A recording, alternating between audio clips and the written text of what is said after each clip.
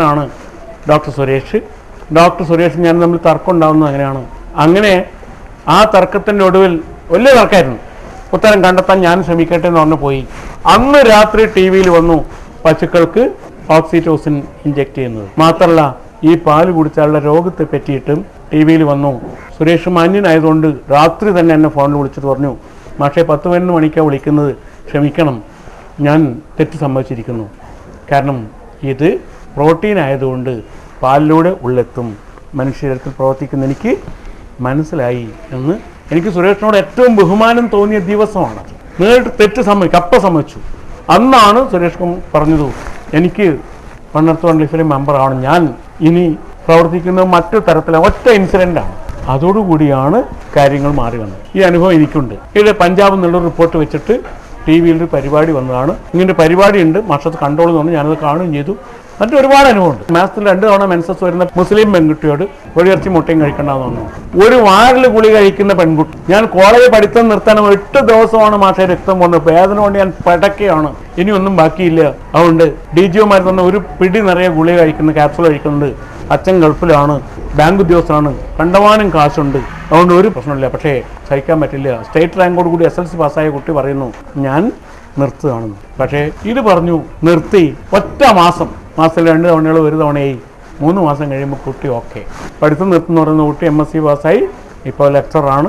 അവിടെ കല്യാണത്തിന് ദിവസം വാപ്പ ഞാൻ അസ്മാബി കോളേജിൽ കാസർഗോഡ് വന്നിട്ട് പറഞ്ഞു, ഒന്ന് കാണാൻ വന്നതാണ്. എന്താ? 3 ലക്ഷം ഉറുപ്പിക ഞാൻ ചെലവ് ചെയ്തു മകളെ ഈ രോഗത്തിന് വേണ്ടിയിട്ട്. ഇനി കാണാൻ ഒരു ഡോക്ടറെ ബാക്കിയില്ല. ഒരാളും പറഞ്ഞു തന്നില്ല എന്നോട് എസ്ട്രോജനെ പറ്റി, കോഴിയിറച്ചി കഴിച്ചാൽ ഇങ്ങനെ ഉണ്ടാവും എന്ന് പറഞ്ഞു തന്നിട്ടില്ല. ഞാൻ കാണാൻ ഒരു ഡോക്ടറും ബാക്കിയില്ല, ഒരു ചികിത്സയും ബാക്കിയില്ല. ആയുർവേദക്കാരെയും കണ്ടു. ഇത് ഒരു കാര്യവും ചെയ്യാതെ നിങ്ങൾ പറഞ്ഞു അത് നിർത്തിക്കൊരു മാറുന്നു പറഞ്ഞു, നൃത്തം ചെയ്തു മാറും ചെയ്തു. അങ്ങനത്തെ ആളൊന്ന് കാണാൻ വേണ്ടി വന്നു കണ്ടു. ഇങ്ങനൊരു അനുഭവമുണ്ട് എനിക്കും. നമ്മളിത് തീറ്റക്കാരാക്കിയത് ആരാണ്? ഈ എസ്ട്രോജൻ കഴിച്ചാൽ ഉള്ള ആപത്ത് മാത്രം ഒന്ന് ചുരുക്കിയാൽ വേഗം പറഞ്ഞു പോവാണ്. നമുക്ക് വിഷയം വേറെയുണ്ട്. കരുതിക്കൂട്ടി തന്നെയാണ്. ഇത്തരം കോഴി ഇറച്ചി കഴിച്ചിട്ട് നാട്ടിലെ കോഴി പോറ്റാണ്ടാവണം ആരും. എല്ലാവരും കോഴിയെ പോറ്റാണ്ടായാൽ അപ്പോൾ കെൻടക്കി ചിക്കൻ ചിലവാകും. അമേരിക്കയുടെ ലക്ഷക്കണക്കിന് കോഴിയെ ഓരോ ദിവസവും കൊല്ലുന്ന ഫാക്ടറിയാണ് ഏത്? കെൻടക്കി ചിക്കൻ. പക്ഷേ അമേരിക്കയിൽ തന്നെ ഉള്ളൊരു കർഷകൻ, ഒരു ജൈവ കർഷകൻ കേസ് കൊടുത്തു. ഇങ്ങനെ ഹോർമോൺ കൊടുത്ത് ഉണ്ടാക്കുന്നതിന് ചിക്കൻ എന്ന് പറയാൻ പറ്റില്ല, അത് കോഴിയേ അല്ല എന്ന് പറഞ്ഞിട്ട് കോടതി കൊണ്ട് കേസ് കൊടുത്തു.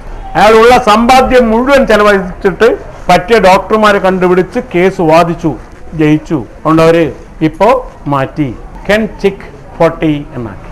കെൻടക്കി ചിക്കൻ എന്നുള്ള പേര് മാറ്റി. കോഴിക്കോട് കിട്ടും കെൻടക്കി ചിക്കൻ. കോഴി സ്ഥിരമായാൽ കഫരോഗം വരും, ഹാർട്ട് അറ്റാക്കിന് സാധ്യതയുണ്ട്. കാരണം മുട്ടയുടെ വെളുത്ത ഭാഗം നമ്മൾ ഉപയോഗിക്കുന്നത് മാംസപേശിയെ മാർദ്ദവമുള്ളതാക്കാനാണ്. വീണ് ചെതഞ്ഞു പോയാലുള്ള മരുന്നൊക്കെ ഇടുമ്പോൾ മുട്ടയുടെ വെള്ളം ചേർക്കും. മുട്ട കൂടുതൽ കഴിച്ചാൽ ഹാർട്ടിൻ്റെ പേശികൾ മാർദ്ദവമുള്ളതായി പോകും. അതുകൊണ്ട് ഹാർട്ട് അറ്റാക്കിന് സാധ്യത കൂടും. ഇതൊന്ന്. കോഴിക്കോട് ദേവഗിരി കോളേജിൽ ക്ലാസ് എടുത്തിട്ട് ഞാൻ തൃശ്ശൂർ വിമല കോളേജിൽ എത്തുമ്പോഴേക്കും അവിടെ ഫോൺ വന്നിരുന്നു. അവിടെയുള്ള ഒരു ലെക്ചറർ സ്ത്രീ ഫോൺ ചെയ്തു, പക്ഷേ 6 വയസ്സായ പെൺകുട്ടി മെൻസസ് ആയിരിക്കുന്നു, അച്ഛൻ്റെ മടിയും താഴത്തിറങ്ങാനായിട്ടില്ല. ഈസ്ട്രോജൻ കൂടിയാൽ സംഭവിക്കാൻ പോകുന്നത് അതാണ്. 6 വയസ്സാകുമ്പോൾ തന്നെ പെൺകുട്ടി ഇവർ കൂട്ടി മെഡിക്കൽ കോളേജിൽ കൊണ്ടുപോയി പരിശോധിച്ചപ്പോൾ പറഞ്ഞു കുഴപ്പമൊന്നുമില്ല, ഇത് വലിയ രോഗമൊന്നുമല്ല, ചോരയൊക്കെ കണ്ട് പേടിച്ചിട്ടാണ് പോയത്, ഇത് രോഗമൊന്നുമല്ല, കുട്ടി പ്രായപൂർത്തി എത്തി, ഉടനെ കല്യാണം കഴിച്ച് അയച്ചോളൂ എന്ന് പറഞ്ഞു. 6 വയസ്സായ പെൺകുട്ടി എന്ന് പറഞ്ഞാൽ അച്ഛൻ്റെ മടിയും താഴത്തിറങ്ങാറായിട്ടില്ല. അതിനു മുമ്പേ നമ്മളെ ഇങ്ങനെ ആക്കുന്നത് എന്തിന്? ഈസ്ട്രോജൻ കഴിച്ചവർക്ക് ഗർഭം ധരിക്കില്ല, പെൺകുട്ടി ഗർഭം ധരിക്കില്ല, ഓവുലേഷൻ ഉണ്ടാവില്ല. ഗർഭം ധരിക്കാതിരുന്നാൽ ഈസ്ട്രോജൻ ഉണ്ടായി കൊടുക്കുന്ന അതേ ബഹിരാഷ്ട്ര കുത്തക രണ്ടാമത്തെ ഹോർമോൺ ഉണ്ടായി കൊടുക്കുന്നു. പേര് പ്രോജസ്റ്റിറോൺ എന്നാണ്. പ്രോജസ്റ്റിറോൺ കഴിച്ചാൽ ഗർഭം ധരിക്കും. ഒരു കോഴ്സിന് 10,000 ഉറുപ്പികയാണ് ഫീസ്. 10 കോഴ്സ് കഴിക്കുമ്പോഴേക്ക് പെൺകുട്ടി ഗർഭിണിയാവും. ഇപ്പോൾ 1 ലക്ഷം ഉറുപ്പിക ചിലവ് ഒരു കുട്ടിയെ കിട്ടുന്ന കുട്ടി ഇങ്ങനെ ഇല്ലാത്ത മാർഗങ്ങളിലൂടെ ഉണ്ടാക്കിയത് കൊണ്ട് വികലാംഗനാവാം, മന്ദബുദ്ധിയാവാം, സാധ്യതയൊക്കെ ബാക്കിയാണ്.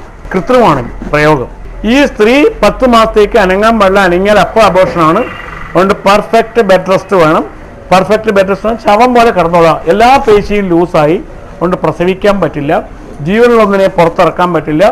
അതുകൊണ്ട് കുഞ്ഞുണ്ണി മാഷ് പറഞ്ഞു തന്നെ എൻ്റെ പ്രയോഗം, ഇന്ന് പേറില്ല കീറേ ഉള്ളൂ എന്ന്. അതുകൊണ്ട് പെറ്റമ്മയില്ല, പകരം എന്താവും? കീറ്റമ്മയാവും. വാക്കുകളൊക്കെ മാറ്റി പിടിക്കുന്നത്. അപ്പോൾ നട്ടലിനുള്ള ഇഞ്ചക്ട് ചെയ്യും, ബോധം കെടുത്തും. അതുകൊണ്ട് തന്നെ ഈ കുട്ടിക്ക് ഒരിക്കലും കൊളസ്ട്രം കിട്ടില്ല, മഞ്ഞപ്പാൽ കിട്ടില്ല. മഞ്ഞപ്പാൽ കിട്ടാതെ കുട്ടിക്ക് പ്രതിരോധം ഉണ്ടാവില്ല. പ്രതിരോധമില്ലാതെ കുട്ടിക്ക് സ്ഥിരമായി വാക്സിൻ കൊടുത്തുകൊണ്ടിരിക്കണം. അത് പോളിയോ വാക്സിൻ ആയിരിക്കാം, മന്ത് ഗുളികയായിരിക്കാം, DPT ആയിരിക്കാം. സ്ഥിരമായി പ്രതിരോധം ഉണ്ടാക്കാൻ ബഹിരാഷ്ട്ര കുത്തകൾ സഹായിച്ചുകൊണ്ടിരിക്കും. അവരുടെ എല്ലാ മരുന്നും തീർക്കാൻ പറ്റിയ ഒരു ജന്തുവിനെ സൃഷ്ടിച്ചിരിക്കുന്നു അവർ. മഞ്ഞപ്പാൽ കുടിച്ചില്ലെങ്കിൽ പശുക്കുട്ടികൾക്ക് പ്രതിരോധം ഉണ്ടാവില്ല എന്ന് മൃഗാസ്പത്രിയുടെ ചുമരുമേലുണ്ട്. ഒരു ഹെൽത്ത് സെന്ററിലും എഴുതി വെച്ചിട്ടില്ല. മുലപ്പാൽ കൊടുക്കണം എന്ന് എഴുതി വെച്ചിട്ടുണ്ട്. ഏതില്ല? ആദ്യത്തെ മഞ്ഞപ്പാൽ കൊടുക്കണം. സിസേറിയൻ നടന്നു പോയോ നട്ടലിനോട് ഇഞ്ചക്ട് ചെയ്യാതിരിക്കില്ല. നട്ടലിനുള്ളിലേക്ക് ഇഞ്ചക്ട് ചെയ്തോ, സുഷുമ്നെ ഇഞ്ചക്ട് ചെയ്ത് ബോധം കെടുത്തിയോ, ബോധം കെടുത്തിയാൽ പ്രസവിച്ചു എന്നുള്ള കാര്യം ഹൈപ്പോ തലമസിന്റെ രേഖയിൽ വന്നിട്ടില്ല. അതുകൊണ്ട് തന്നെ ലാക്ടോജനിക് ഗ്ലാൻഡുകൾ പ്രവർത്തിക്കില്ല, മുലപ്പാൽ ഉണ്ടാവില്ല. രോഗിയാക്കാൻ എത്ര എളുപ്പം. ഇതിൻ്റെ പേര് ഡിസീസ് ഡിസൈനിങ് എന്നാണ്. ഇങ്ങനൊരു സയൻസ് ഉണ്ട്, അതിന് വേണ്ടുന്ന ശാസ്ത്രജ്ഞന്മാരുണ്ട്. ഈ ശാസ്ത്രജ്ഞന്മാരിങ്ങനെ ഡിസീസ് ഡിസൈൻ ചെയ്തുകൊണ്ടിരിക്കുന്നു. ഇന്നൊരു ഗുളിക ഒരുപാട് ഉണ്ടാക്കിപ്പോയി, ചിലവാകുന്നില്ല. ഉടനെ ആ ഗുളിക കഴിക്കാൻ പറ്റുന്ന രോഗിയെ ഉണ്ടാക്കുക. ഇതുപോലെ ഡിസീസ് ഡിസൈനേഴ്സ് ഉണ്ട്. ഇത് പുരുഷനിലാണെങ്കിലോ ഇത്രയും ഇറച്ചി പുരുഷന്മാർ കഴിച്ചാൽ താടിയും മീശയൊന്നും ഉണ്ടാവില്ല. കാരണം സ്ത്രീ ഹോർമോണാണ് പ്രവർത്തിക്കുക. അവന് സ്ത്രൈണ സ്വഭാവമായിരിക്കും. അവൻ്റെ അടുത്ത് വെച്ച് തന്നെ അവൻ്റെ പെങ്ങളെ ആരെങ്കിലും തോണ്ടിയാൽ അവൻ എങ്ങോട്ടൊക്കെ നോക്കി നോക്കി ഇത് കണ്ടില്ല എന്ന് വിചാരിച്ചാളി. ആണിനുണ്ടാവേണ്ട ആണത്തം എന്ന പ്രകൃതം അവനുണ്ടാവില്ല. കാരണം അവനിൽ പ്രവർത്തിക്കുന്നത് സ്ത്രീ ഹോർമോണാണ്. നമ്മുടെ സ്വഭാവം നിയന്ത്രിക്കുന്നതൊക്കെ ഹോർമോൺ ആയതുകൊണ്ട് പൗരസം എന്ന സ്വഭാവം ആണിന് ഇല്ലാതെ വരും. ഇത്തരം ചെറുപ്പക്കാർക്ക് ആണാവാൻ പറ്റില്ല, ധൈര്യമില്ല. അവൻ കൂട്ടം ചേർന്നാൽ ഒരാളെ കൊല്ലും, ക്രിമിനൽ ആവാൻ പറ്റും. ഒറ്റക്കായാൽ പോലീസുകാരൻ പിടിച്ചാൽ അപ്പോൾ നിലവിളിക്കുകയും ചെയ്യും. ഒറ്റക്ക് ആൾക്കൂട്ടത്തിൽ വെച്ചിട്ട് അനീതിയെ ചോദ്യം ചെയ്യാനുള്ള കരുത്ത് അവനില്ല. കാരണം അവൻ ആണത്തുമില്ല. നേരെ മറിച്ച് കൂട്ടം കൂടിയിട്ട് സ്വകാര്യമായിട്ട് ക്രിമിനൽ ആവാൻ അവന് പറ്റും. സ്ഥിരം പറയുന്നൊരു കാര്യമുണ്ട്, ഒരു 20 പ്രായപൂർത്തി എത്തിയ കുട്ടികളെയും കൂട്ടി ഞാൻ ഏത് കൊടും കാട്ടിലും പോവാം. കാരണം ഇന്നേ വരെ ഒരു കടുവ ബലാത്സംഗം ചെയ്തിട്ടില്ല. ഒരാന ചെയ്യില്ല. ചെയ്യുന്ന ഒരു ജന്തുവേ ഉള്ളൂ, അത് മനുഷ്യൻ മാത്രം. നേരെ മറിച്ച് കോഴിക്കോട് പോകാൻ പറയരുത്, ആരാ പിന്നിന്ന് തോണ്ടുകയോ മാന്തോ ചെയ്യാമെന്ന് എനിക്ക് അറിഞ്ഞൂടാ. അതുകൊണ്ട് ഞാൻ ഒരിക്കലും ഒരു നഗരത്തിലേക്ക് പോവില്ല. നേരെ നിന്നൊരു പെൺകുട്ടിയോട് എനിക്ക് നിന്നെ ഇഷ്ടമാണെന്ന് പറയാൻ ധൈര്യമുള്ള പുരുഷന്മാർ കുറഞ്ഞു പോയിരിക്കുന്നു. തമാശ പറഞ്ഞതല്ല, ഒരുപാട് പേരെ ക്യാമ്പിൽ LLM, LLB, BTech തുടങ്ങിയിട്ടുള്ള ഉന്നത വിദ്യാഭ്യാസം നേടുന്നവരെ കൊണ്ടുപോയിട്ട് ഞങ്ങൾ പരീക്ഷിച്ച് നോക്കിയിട്ടുണ്ട്. പെൺകുട്ടിയുടെ മുഖത്ത് നോക്കി 2 മിനിറ്റ് നിൽക്കാൻ പറഞ്ഞാൽ പെൺകുട്ടി മുഖത്ത് നോക്കി നിൽക്കും, ആണ് തലകത്തി കളി. LLM പഠിക്കുന്നവൻ എന്ത് തെറ്റിദ്ധാരണ. LLB കഴിഞ്ഞ് 4-5 കൊല്ലം വക്കീലായി പ്രാക്ടീസ് ചെയ്ത് അതിനുശേഷം ചിലപ്പോൾ കല്യാണം കഴിഞ്ഞിട്ടൊക്കെ വരുന്ന LLM പഠിക്കുന്നവൻ ഒരു ബലാത്സംഗ കേസ് കോടതിയിൽ കിട്ടിയ പെൺകുട്ടിയെ കോടതിയിൽ മുറിയിലിട്ട് തൊലി പൊളിക്കുന്ന എല്ലാ അവയവങ്ങളുടെയും വർണ്ണന നടത്തിക്കുന്നവനാണ് ഇവൻ. പെൺകുട്ടിയുടെ മുഖത്ത് നോക്കി നിൽക്കാൻ പറഞ്ഞാൽ തലകത്തി കളി. ഞാൻ ഒറ്റക്കാവുമ്പോൾ അത്ര ദുർബലനാണ്. സ്ത്രീ ഹോർമോൺ കൂടുതലായി സംഭവിക്കുന്നത് അതാണ്. അതുകൊണ്ട് സ്ത്രീ ഹോർമോൺ കൂടുതലായ ഒരു പെൺകുട്ടി, 5ാം ക്ലാസ് പഠിക്കുന്ന പെൺകുട്ടി ഒരുത്തൻ്റെ കൂടെ ചാടിപ്പോയാൽ ഞാൻ ഒരു കുറ്റവും പറയില്ല. കാരണം കുട്ടിക്ക് ഓർഗൻസ് ഒക്കെ വളർന്നിരിക്കുന്നു, സെക്സ് വേണം. അതുകൊണ്ട് ഐസ്ക്രീം പാർലർ കേസ് ഉണ്ടാവുകയെന്ന് ചെയ്യും. കുറ്റം നമ്മുടെ ഹോർമോൺ ഇംബാലൻസ് ആണ്. ഹോർമോൺ രംഗത്ത് വന്ന അസന്തുലിതാവസ്ഥ ആണ്. നമ്മുടെ സ്വഭാവം നിർണ്ണയിക്കുന്നത് ഹോർമോൺ ആണ്. അതിൻ്റെ അസന്തുലിതാവസ്ഥ ആണ് ഈ കുഴപ്പമൊക്കെ ഉണ്ടാക്കുക. അപ്പോൾ ഡിസീസ് ഡിസൈനിങ് എന്താണെന്ന് മനസ്സിലായാൽ നമുക്ക് തരുന്ന ഓരോ മരുന്നിൻ്റെയും പിന്നിലുള്ള കഥ എന്താണെന്ന് നമുക്ക് മനസ്സിലാവും. 5 ലക്ഷം കുഞ്ഞുങ്ങളെ ലണ്ടൻ സ്കൂൾ ഓഫ് മെഡിസിൻ പരിശോധിച്ചു. 1 വയസ്സിനുള്ളിൽ പാരാസെറ്റമോൾ കഴിച്ച കുഞ്ഞുങ്ങളെ ഇവർക്കൊക്കെ 6ാമത്തെ വയസ്സിൽ ആസ്മ വന്നിട്ടുണ്ട്. 5 ലക്ഷം കുഞ്ഞുങ്ങളെ ലോകത്തിൻ്റെ എല്ലാ ഭാഗത്തും 1 വയസ്സിനുള്ളിൽ പാരാസെറ്റമോൾ കഴിച്ചിട്ടുണ്ടോ ഹെവി ഡോസായിട്ട്, ആ കുട്ടിക്ക് 6ാമത്തെ വയസ്സിൽ ആസ്മ വന്നിരിക്കും. ഇത് റിസർച്ച് റിപ്പോർട്ടുണ്ട്. ഇപ്പോൾ ഡിസീസ് ഡിസൈനിങ് എന്ന് പറഞ്ഞാൽ എന്താണെന്ന് മനസ്സിലാവുമല്ലോ. രോഗം ഉണ്ടാക്കാം. എന്തിനു വേണ്ടിയാണ് ഫുഡ് ഹാബിറ്റ്സ് ചേഞ്ച് ചെയ്ത്? കച്ചവടം. കേരളക്കാര് ഗോതമ്പ് ഉപയോഗിക്കാത്തവരാണ്. കേരളത്തിലെ അരി മുഴുവൻ പിടിച്ചെടുത്ത് വിദേശത്തേക്ക് കയറ്റുമതി ചെയ്ത് ക്ഷാമം ഉണ്ടാക്കിയപ്പോൾ, അപ്പോഴാണ് കരികോട് സമരമൊക്കെ നടക്കുന്നത്, ലോറി കയറ്റുന്ന നെല്ലൊക്കെ പിടിച്ചു വെച്ചത്.